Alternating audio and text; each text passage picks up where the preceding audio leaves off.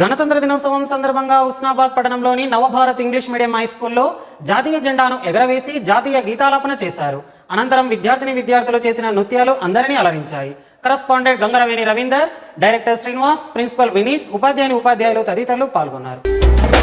శక్తియుతం ముక్తి పదం మరవిరిసిన మందారం, ఇది జగతికి సింగారం, ఇదే మన భారతం, ఇలలో